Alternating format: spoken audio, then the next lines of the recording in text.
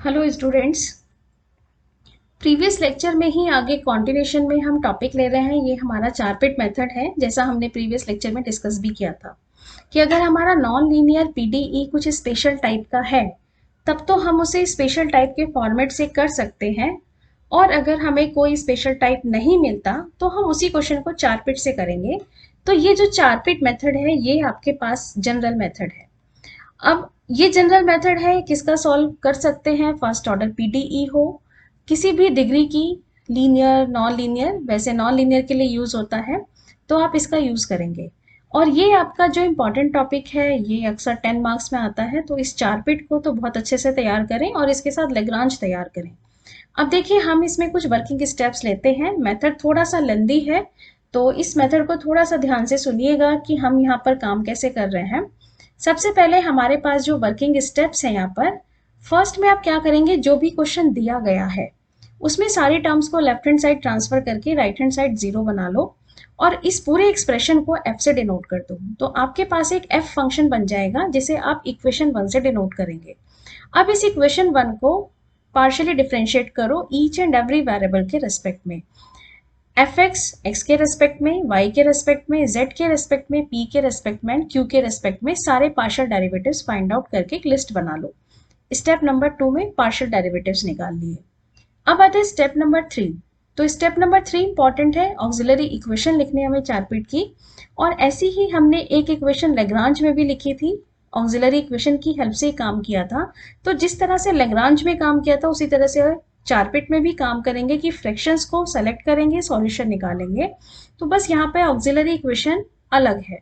अब ये auxiliary equation बहुत अच्छे से लर्न करिएगा, 2-3 बार लिख के देखेंगे तो याद हो जाएगी। और एग्जाम में ये 2 मार्क्स में क्वेश्चन पूछ लिए जाते हैं कि राइट ऑक्सिलरी इक्वेशन ऑफ चार पिट मेथड। अब ये ऑक्सिलरी इक्वेशन क्या है? फर्स्ट है डीपी, तो डीपी के अपॉन में है f x plus P F z. D q कह रहे हैं तो f Y plus Q F z. D z कह रहे हैं minus p F P minus q F q. D x कह रहे हो minus f p, d y कह रहे हो माइनस एफ क्यू। ये पूरी ऑक्सिलरी इक्वेशन आपने बना ली। इसमें से अब आप क्या करेंगे, स्टेप नंबर 4 पर जाते हैं।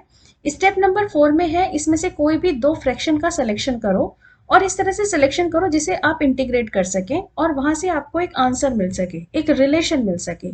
इस रिलेशन में कम से कम एक पी या क्यू रखा हो जिसकी हेल्प से हम आगे फर्दर प्रोसीड कर सके। हो सकता है दोनों भी हो, एटलीस्ट एक तो हो। अब आपको इक्वेशन नंबर 4 से या स्टेप नंबर 4 से एक रिलेशन मिल गया। अब इस रिलेशन की हेल्प से, जो स्टेप नंबर 4 में रिलेशन मिला और जो आपने इक्वेशन बनाई, इन दोनों की हेल्प से आप क्या निकाल लो, पी और क्यू।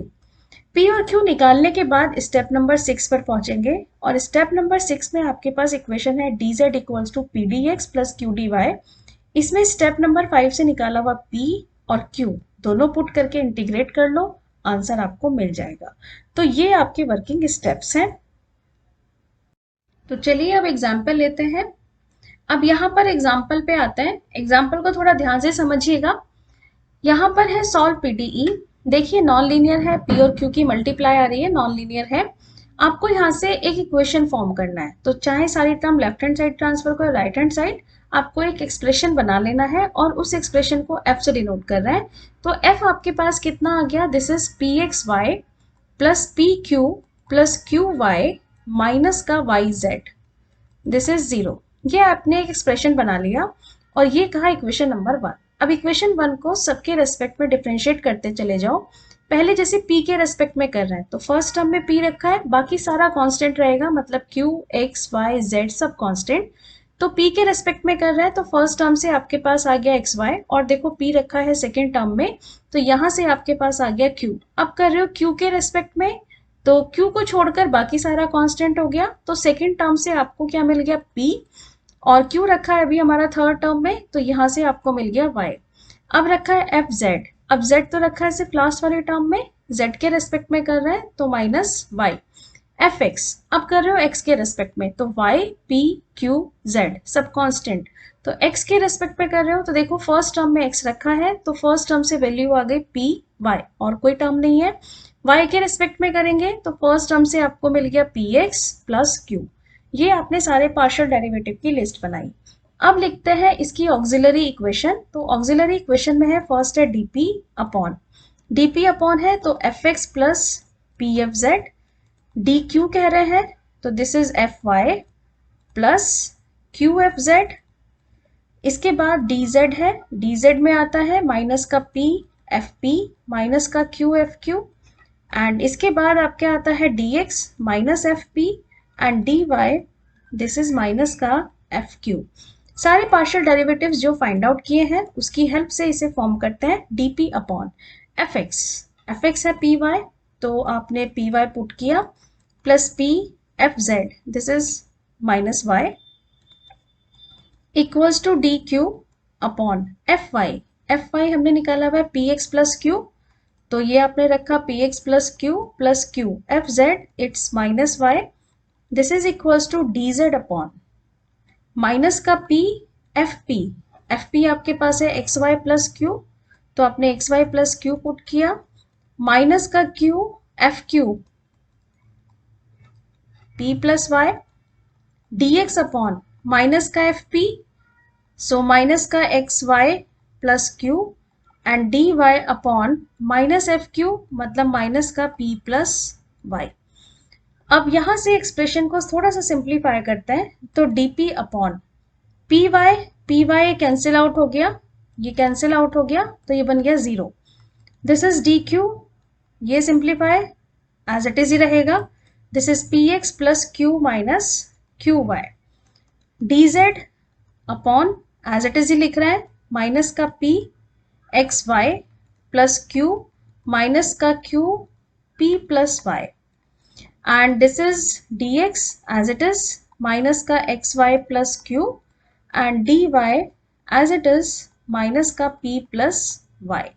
अब एक फ्रैक्शन के अपॉन में 0 बन गया तो इसका बेनिफिट लेता है, तो अगर आप ये फर्स्ट और सेकंड सेलेक्ट कर लें तो आपके पास एक इक्वेशन बन गई dp equals to 0, dp equals to 0 integrate किया p equals to any constant तो हमारे पास एक रिलेशन आ गया p इक्वल्स टू a, ये रिलेशन हमने फाइंड आउट किया।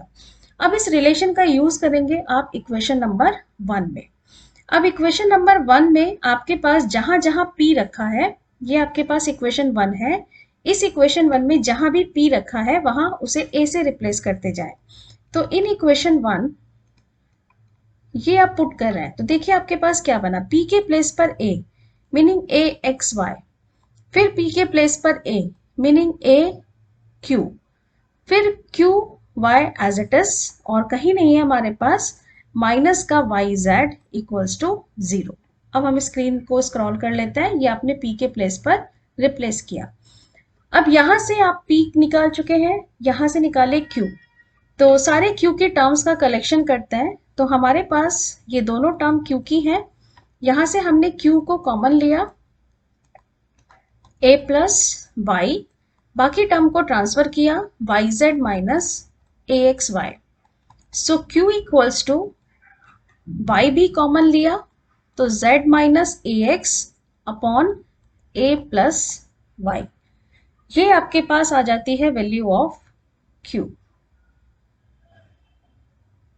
अब p है q है, अब यूज करिए differential equation dz equals to pdx plus qdy, value रखते जाइए, p is a dx q y z minus ax upon a plus y dy। अब हमें इंटीग्रेट करना है और जहां x है, जहां x या dx है सीधा इंटीग्रेट होगा, जहां y और dy रखा है वो सीधा इंटीग्रेट होगा, लेकिन अगर कहीं कोई कॉम्बिनेशन है तो वहां हमें सोचना पड़ेगा कि हम इसका इंटीग्रेशन कैसे कर रहे हैं। अब यहां पर देखिए आपके पास इस वाली टर्म में आपको प्रॉब्लम आएगी इंटीग्रेशन में, यहां थोड़ा आपको सोचना होगा कि यहां हम इंटीग्रेशन कैसे करें। तो देखिए यहां पर एक टर्म रखा हुआ है z माइनस ax, इसको देखते हुए हमने dz माइनस adx इस टर्म को यहां ट्रांसफर कर दिया, यहां पहुंचा दिया, तो ये आपके पास क्या बन गया, this is y z minus ax upon a plus y dy। अब ये जो z माइनस ax की टर्म है इसको इसके अपॉन में पहुंचा दीजिए, तो ये आपके पास कन्वर्ट हो गया dz minus a d x upon z minus a x equals to y upon a plus y dy।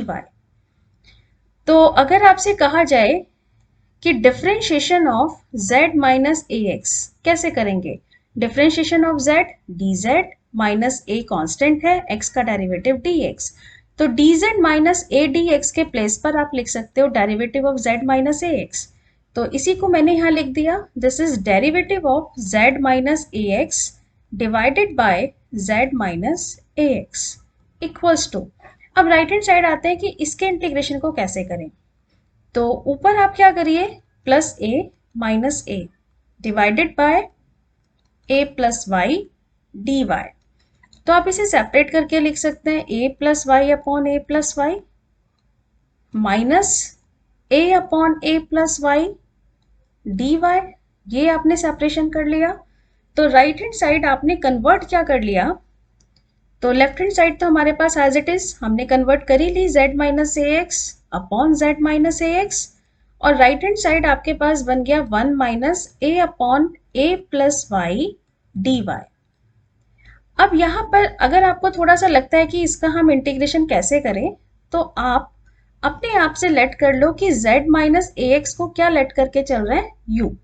तो आप इसे लेफ्ट हैंड साइड को क्या लिख सकते हो, du अपॉन u लिख सकते हो, और this is 1 minus a upon a plus y d y. अब तो सबका इंटीग्रेशन क्लियर है। 1 अपॉन u का इंटीग्रेशन log u, तो यहां से आपके पास इसके इंटीग्रेशन क्या बन गया, this is equals to log u equals to 1 का integration y minus a, 1 upon a plus y का इंटीग्रेशन log फिर से a प्लस वाई और प्लस एनी कांस्टेंट ले रहे हैं, तो मैंने कांस्टेंट ले लिया किसमें, log b में।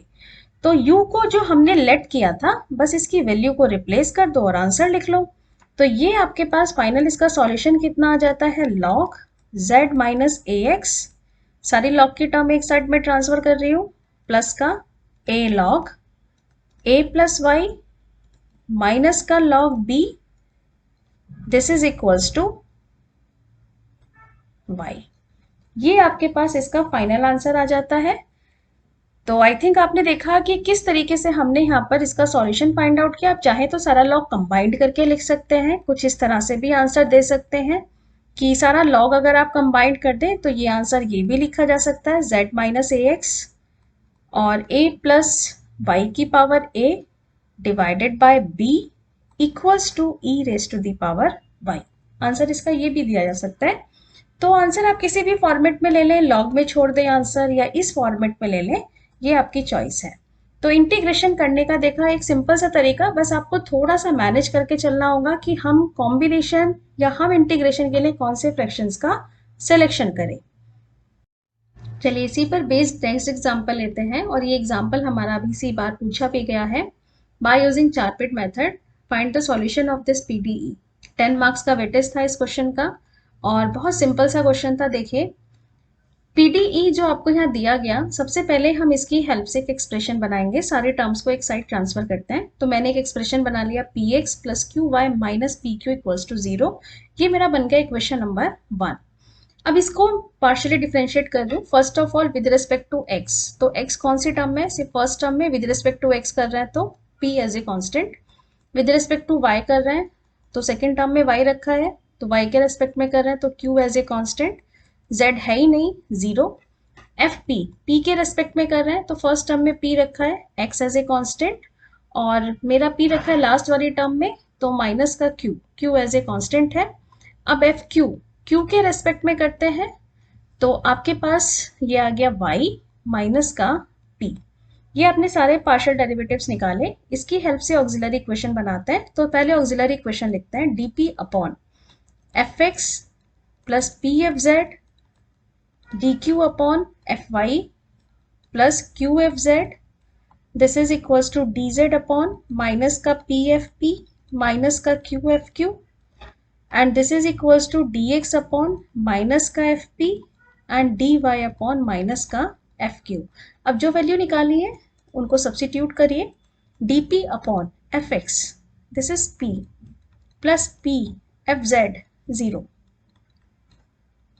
D Q upon F Y Q plus Q F Z is 0, D Z upon minus का पी एफ पी आपके पास है एक्स माइनस क्यू, तो x माइनस क्यू माइनस का q F Q, this is y minus p,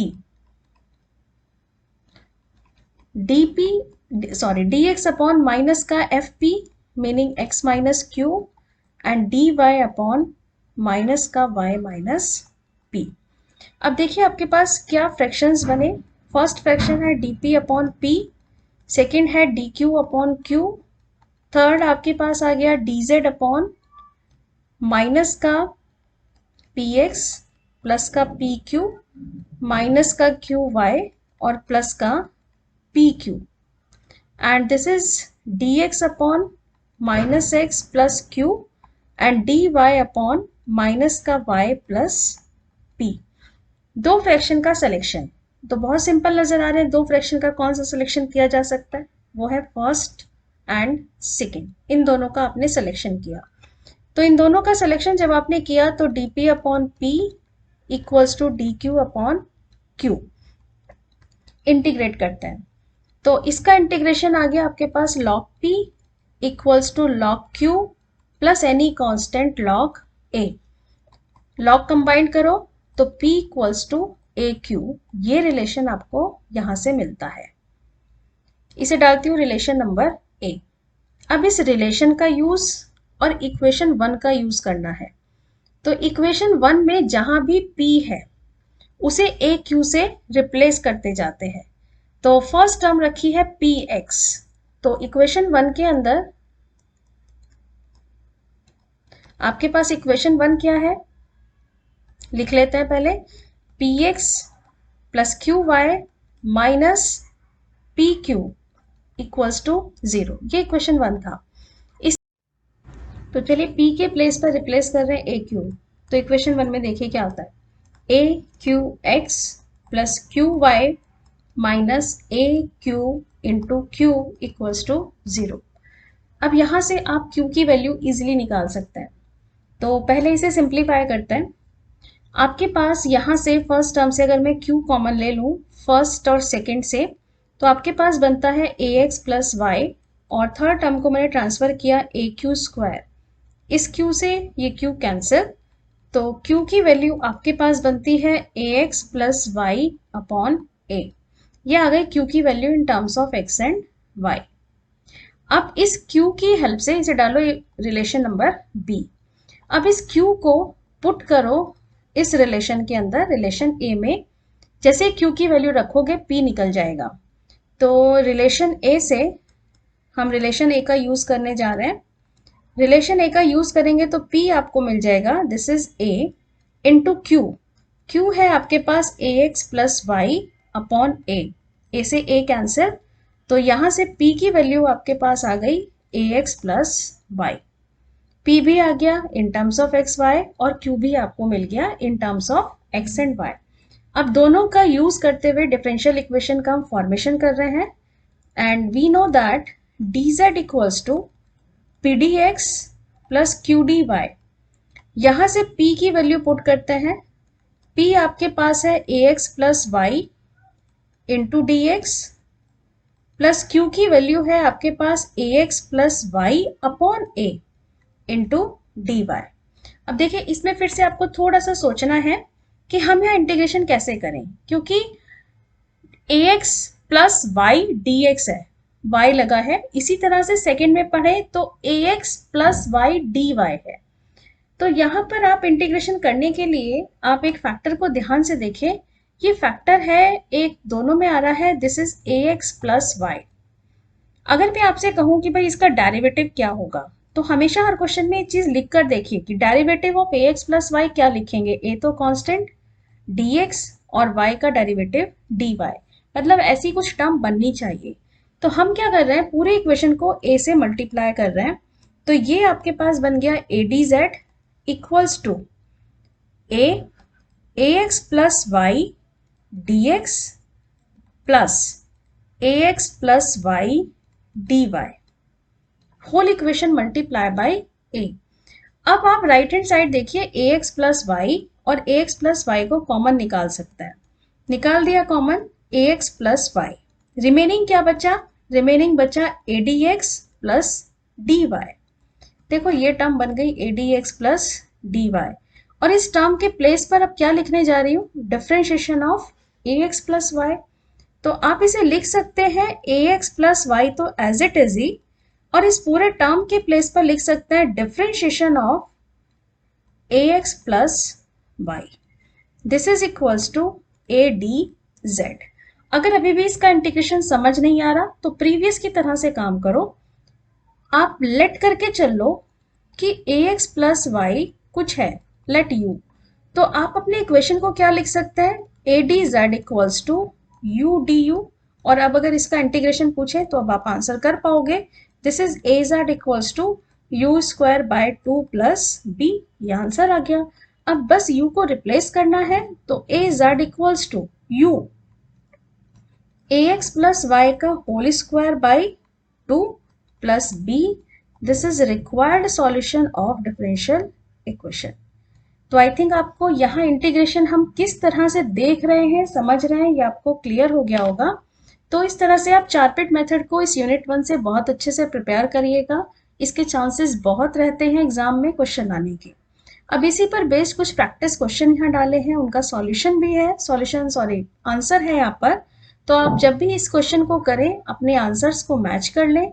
अगर किसी question में कहीं पर कोई डाउट आता है तो आप कमेंट करके पूछ सकते हैं। Thank you so much.